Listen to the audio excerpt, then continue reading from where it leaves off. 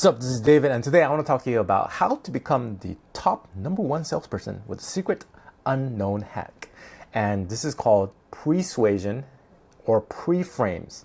So pretty much what we're doing is we're building up trust and belief before we even present them the offer.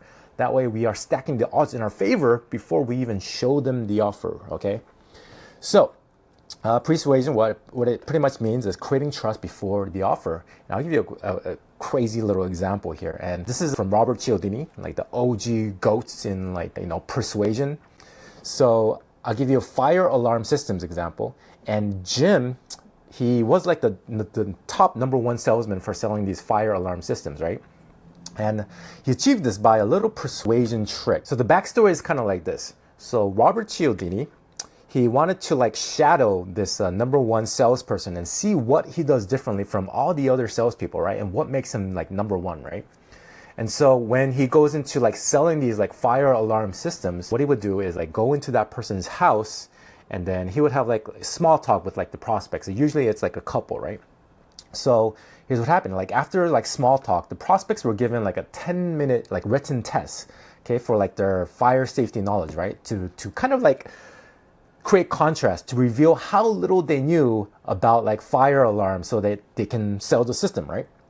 So here's the thing.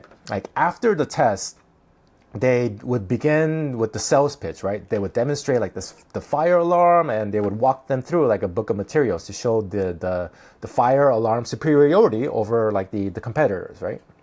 And every other salesperson, they would bring that book into the house or keep it close by them, right?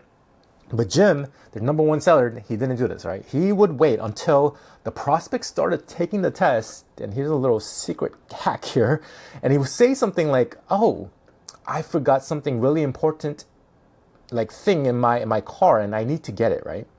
And I don't want to interrupt the test, so would you mind if I let myself back into your home?"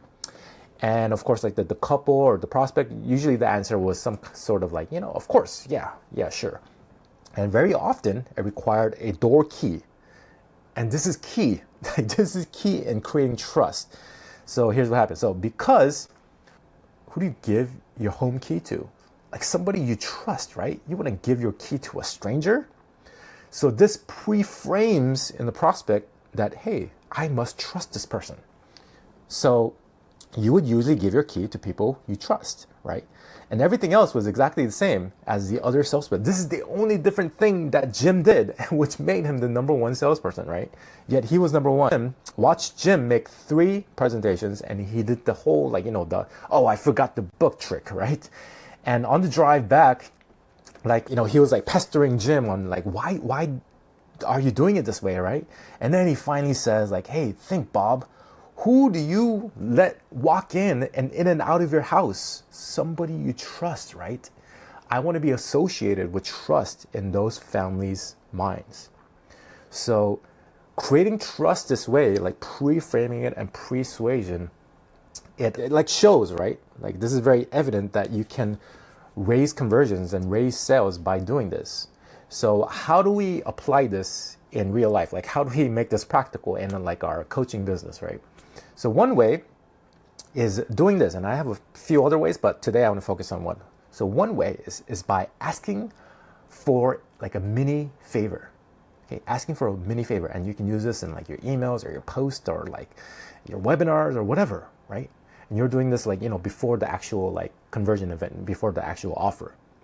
So asking for a tiny favor hey, can I ask you for a favor? Can you write in the chat if you can hear me?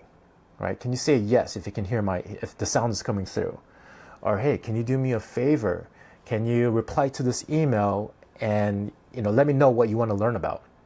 So those tiny little mini favors pre-frames trust, because who do you do favors to?